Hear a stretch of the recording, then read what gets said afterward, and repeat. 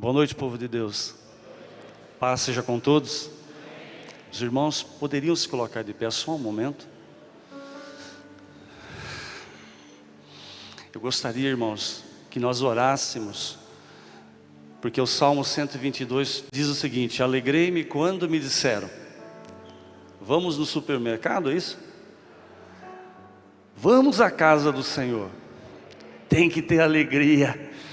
E eu tenho orado também junto com os pastores, eu creio que eles têm orado também, para que as pessoas tenham desejo de estar na casa de Deus. Como o pastor Ciro está comentando, que não seja nada forçado, mas seja de livre e espontânea vontade. Como diz lá no livro de Zacarias capítulo 3, não é por força, não é por violência, mas é pelo Espírito Santo. Então que você levante as suas mãos ao céu, as duas mãos se for possível. Aleluia, que nós oremos para que as pessoas tenham desejo de congregar, de vir na catedral, de vir nas congregações. Oh Senhor, nós levantamos as nossas mãos, como a Tua palavra ensina, sem ira e sem contenda, em direção ao trono da graça. E nós clamamos, Deus, para que as pessoas sejam alcançadas nos quatro cantos da terra, para que elas tenham desejo sim de estar na sua casa, de fazer parte desse povo que vai morar no céu. Porque certa vez Jesus disse que no mundo nós teríamos aflições, mas Ele disse: tende bom ânimo, porque eu venci o mundo. Deus sopra um vento de despertamento nas vidas. Aleluia, que as pessoas não vejam a hora de chegar os dias de culto, Deus, para estar na Tua casa, e que nós possamos ser como a andorinha e o pardal, como o salmista diz. A andorinha, ela achou lugar na casa de Deus, o pardal achou lugar na casa de Deus. E o salmista também disse que ele preferia estar na casa de Deus do que em qualquer outro lugar. Deus, então, que venha tempos de avivamento, de desejo de Te buscar, e que as amarras do inferno sejam quebradas, que as obras carnais que estão descritas lá em Gálatas capítulo 5 sejam desfeitas das vidas, e que o poder do Espírito Santo encha a igreja. Aleluia. Oh Espírito Santo, Alexucandarai, nós te amamos, Senhor, porque o Senhor nos amou primeiro. E como é gostoso estar na Tua casa, que a Tua presença esteja aqui agora. Fala conosco, em nome de Jesus. Posso pedir um favor para os irmãos? Olhe para quem está do seu lado, mas que não seja nada forçado não, tá? Olhe pelo menos para duas pessoas e diga assim: Deus vai falar com você hoje. E Ele vai, irmãos, porque a palavra de Deus garante. Deus vai falar com você hoje. Por favor, abra sua Bíblia no livro de Isaías, no capítulo 6. Eu quero ler a partir do versículo 1. Isaías, capítulo 6.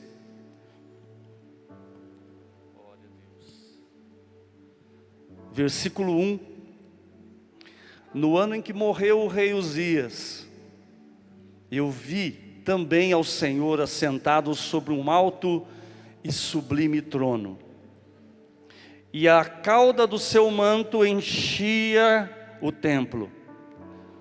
Serafins estavam por cima dele, cada um tinha 6 asas, com 2 cobriam os seus rostos, e com 2 cobriam seus pés, e com 2 voavam, e clamavam uns aos outros, dizendo: Santo, Santo, Santo é o Senhor dos exércitos, toda a terra está cheia da sua glória. E os umbrais das portas se moveram à voz do que clamava, e a casa se encheu de fumaça. Então disse eu, Isaías diz o seguinte, ele disse: ai de mim, porque eu estou perdido, porque eu sou um homem de lábios impuros, e habito no meio de um povo de impuros lábios. Os meus olhos viram o Rei, o Senhor dos exércitos. Porém um dos serafins voou para mim, trazendo na sua mão uma brasa viva. E essa brasa viva você vai receber hoje. A sua vida será mudada, os seus lábios serão tocados, algo novo vai acontecer. É impossível estar na casa de Deus e não acontecer nada. Glória a Deus. Aleluia. Porém um dos serafins voou para mim, trazendo uma brasa na sua mão, que tirara do altar com uma tenaz, um pegador de brasas. E com a brasa tocou a minha boca e disse: eis que isso tocou os teus lábios. A tua iniquidade foi tirada, as tuas injustiças foram tiradas, e expiado o teu pecado. Último versículo, versículo 8. Depois disso, ouvi a voz do Senhor que dizia: a quem enviarei? E quem há de ir por nós? E prontamente Isaías, ele grita, dizendo: eis-me aqui, envia-me. Espírito Santo, a obra é tua, não é minha. Eu só sou um canal. Me usa até na hora que o Senhor quiser, em nome de Jesus. Amém. Por favor, meus irmãos, se acomodem.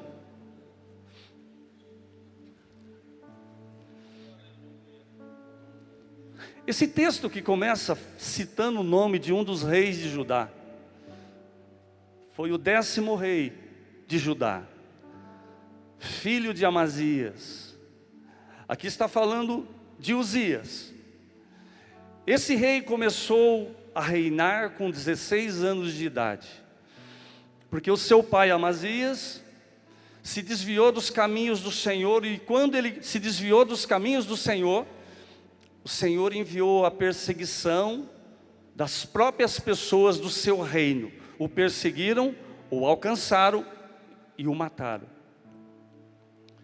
E Uzias então, a partir daquele momento, passou a ser o rei de Judá. 11º rei de Judá, ou melhor dizendo, o 10º rei de Judá. E a Bíblia, se você ler no livro de 2 Crônicas, capítulo 6, a narrativa bíblica fala que esse garoto de 16 anos de idade, que nós podemos chamar de adolescente, ele se pôs a buscar a Deus. Na época, o conselheiro dele era Zacarias, e Zacarias era entendido nas visões, e esse garoto se aprofundou em buscar a Deus. Ele orava, ele buscava, ele era cheio do Espírito Santo. E ele começou a prosperar, e tudo que ele fazia dá certo, porque quando nós nos colocamos nas mãos de Deus, o Espírito Santo nos usa. Aleluia. E Ele quer usar você, e isso não é papo furado, papo de pastor. O Espírito Santo quer usar você. O Evangelho de João diz que Jesus disse o seguinte: eu vou, mas eu enviarei outro Consolador, e Ele vai estar com vocês até o final dos tempos. Então o dono da igreja é o Espírito Santo, aleluia. Ele é o comandante dessa obra. Pode aplaudir Jesus. Jesus merece, o Espírito Santo merece. Aleluia. E esse garoto cheio do Espírito Santo começou a fazer coisas que o pai dele não fazia. Ele começou a fazer uma reforma no exército de Judá. Qualquer exército inimigo que fosse atacar Judá venceria, porque não tinha soldado suficiente, não tinha armamento suficiente. Mas Deus, o Espírito Santo, começou a trabalhar na vida de Uzias, começou a dar sabedoria, e ele começou a montar armas engenhosas, e o exército ficou forte, grande arsenal bélico. Como se não bastasse, esse garoto começou a trabalhar na área da agricultura e da pecuária. Plantou-se muito, colheu-se bastante, tinha muitos bois, era próximo em tudo. Mas não se esqueça, tudo isso porque ele se pôs a buscar a Deus. Se tornou um rei invejável. Todos olhavam para Uzias e diziam: esse é o cara, esse é o rei. Mas como o tema da mensagem de hoje é melhor é o fim das coisas do que o princípio delas, esse rei, que durante 52 anos reinou em Judá, e era usado pelo Espírito Santo, esse rei começou a fazer aquilo que não era da vontade de Deus. Deus tinha deixado para os sacerdotes o oferecer os sacrifícios, e certa vez, Uzias, ele entra no templo, e ele quis oferecer sacrifícios que não cabia a ele oferecer. Tem um ditado, meio grosso, mas só para a gente entender, que diz assim, ó: cada macaco no seu galho. Será que é só eu que conheço esse ditado? Você conhece? Cada um na sua função. Não queira entrar na função do outro, que não vai dar certo. Cada um no seu quadrado. E aí Deus opera. Ele era um rei formidável, extraordinário, mas quis fazer o que Deus não mandou. Quis dar uma de exibido, que nem diz a pastora. Exibido. E foi oferecer o sacrifício. E as pessoas tentaram deter ele para que ele não entrasse na casa de Deus e não oferecesse aquele sacrifício, porque não convinha a ele. Deus tinha deixado isso para o sacerdote, mas ele disse: eu sou o rei, eu entro, eu faço o que eu quiser. E ele entrou. Quando ele entra, o Senhor fere ele com lepra.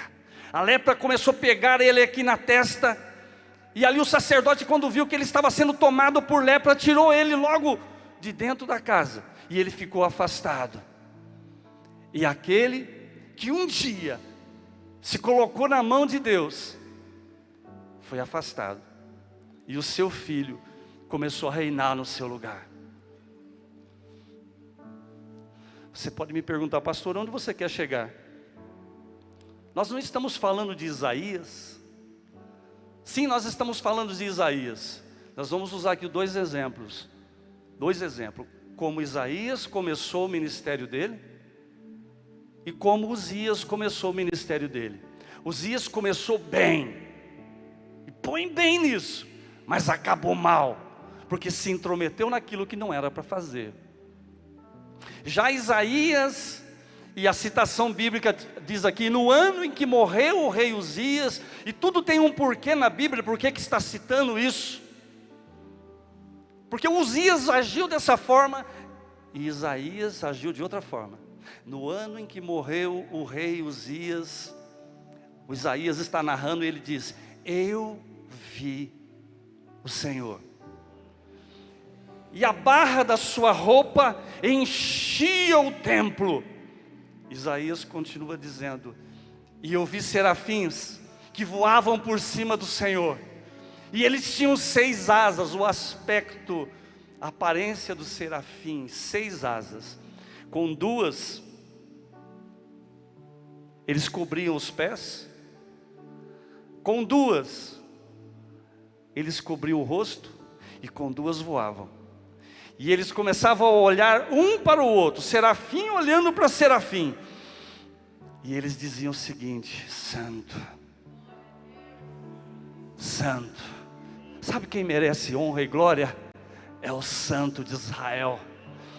É o dono de tudo, o dono da minha vida, da sua vida. Às vezes nós batemos no peito e nós falamos: eu faço o que eu bem entender. Eu não sou dono de mim. Eu tenho uma família para sustentar, para cuidar. Ajudo os pastores na congregação da Vista Alegre. Mas eu não mando em nada, eu não sou dono de mim. Eu tenho um dono, um Senhor. Eu sou uma propriedade particular de Deus, como você é. E os serafins continuavam clamando e dizendo: santo, santo, santo é o Senhor dos exércitos. E na medida que eles clamavam, aquele templo foi enchendo de fumaça. Mas não uma fumaça que arde os olhos, mas a fumaça da presença de Deus. Ali estava tendo um reconhecimento de quem manda nas coisas, de quem é o Senhor. Santo.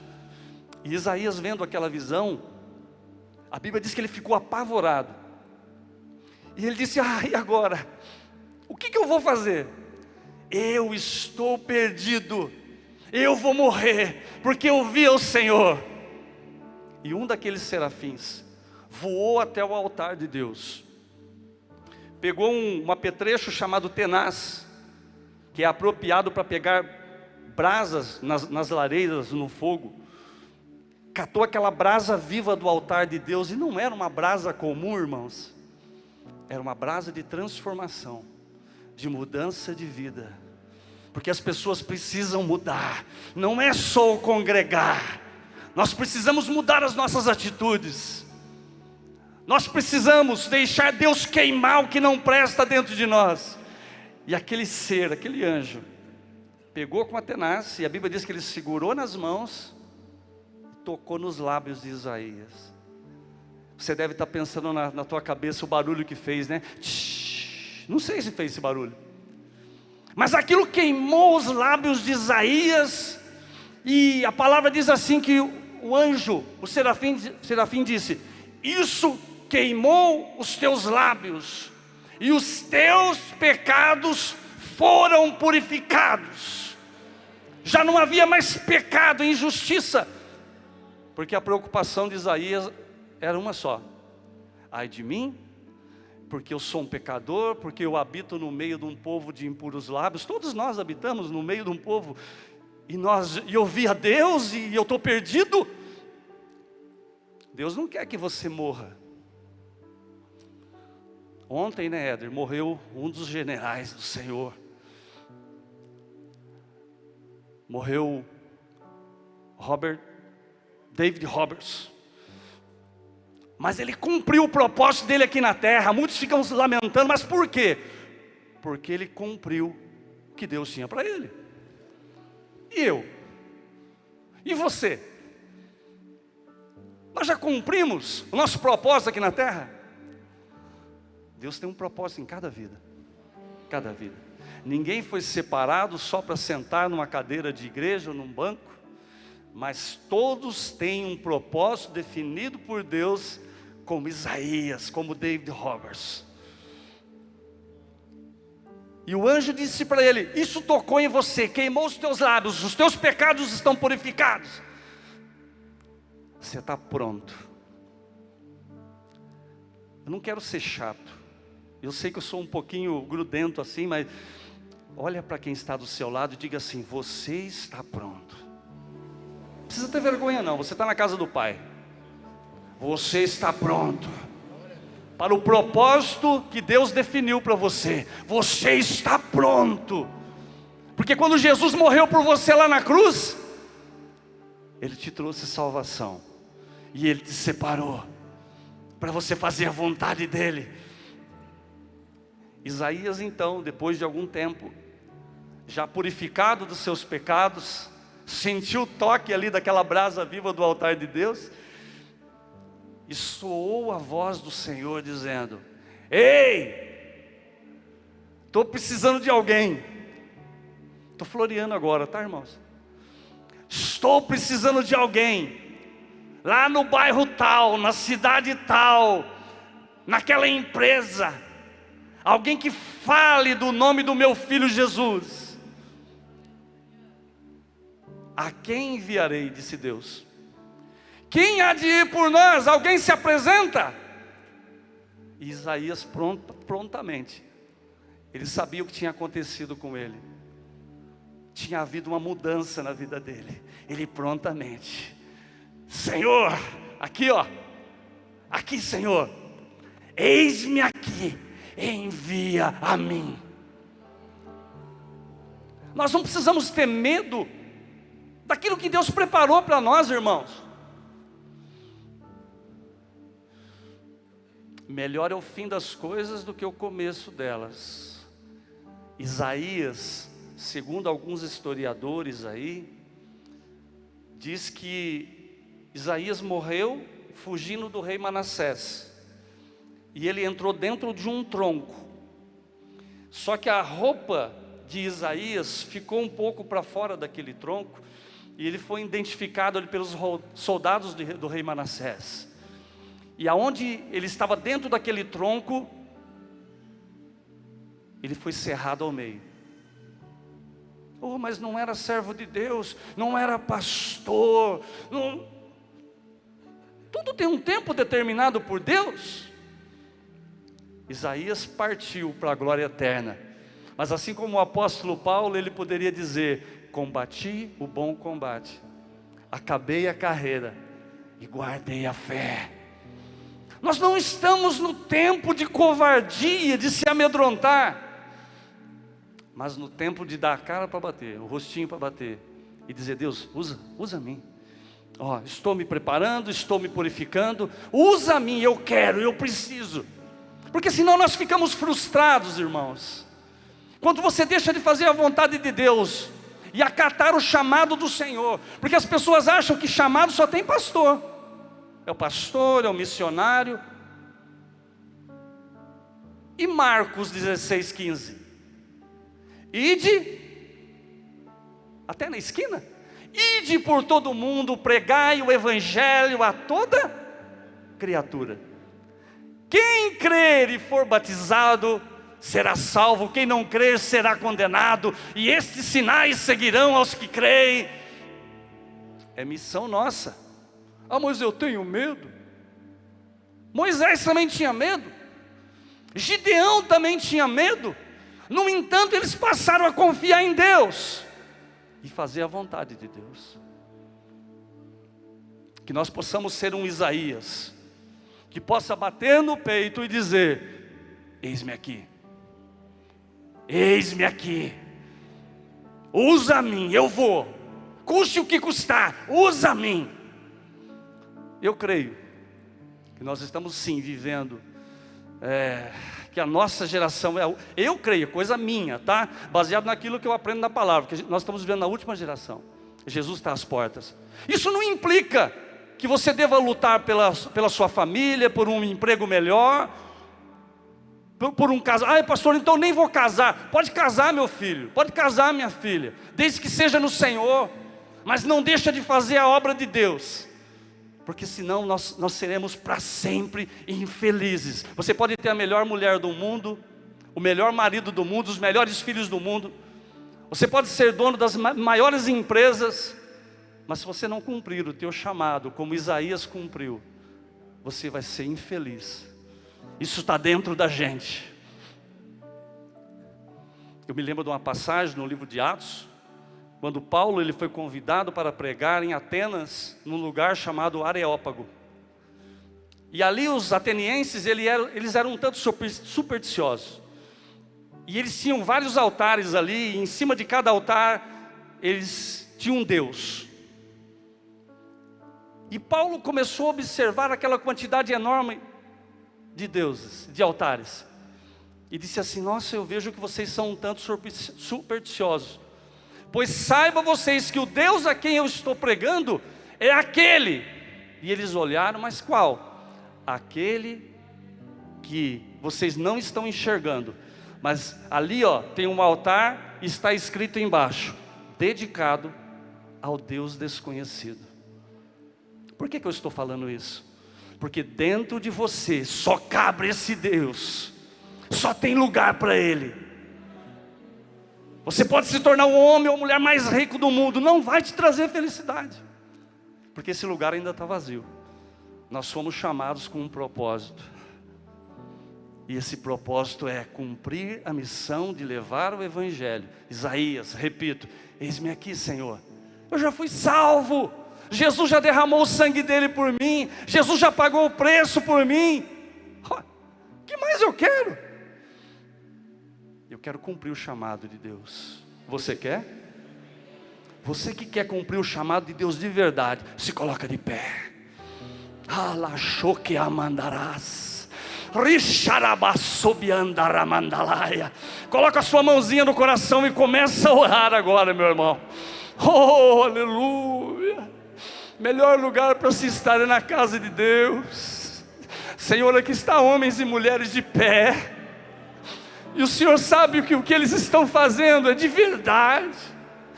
Não foi porque eu pedi, mas porque eles sentem dentro deles o chamado. E esse chamado queima dentro da gente, sabendo que nós devemos anunciar Jesus a qualquer preço. porque Ele não mediu esforços por nós, mas se entregou naquela cruz e deu um brado dizendo: está consumado, está tudo feito. Oh, Rabashebekamanaya. Levanta hoje, Deus, homens e mulheres aqui para levar o Evangelho. Levanta professores para a escola bíblica, levanta diáconos, diaconisas, host, levanta obreiros nessa noite, pastores, ministros do Evangelho. Suriamandaia. Levanta homens e mulheres para fazer visita, para fazer célula, culto ao ar livre. Sacode esse lugar, Senhor, que essas águas sejam agitadas pelo poder do Espírito Santo. Aleluia, Senhor. Nós te agradecemos e recebemos hoje esse chamado, e podemos dizer assim: eis-me aqui. Glória a Deus, uma salva de palmas para Jesus. Aleluia. Pode se acomodar, por favor.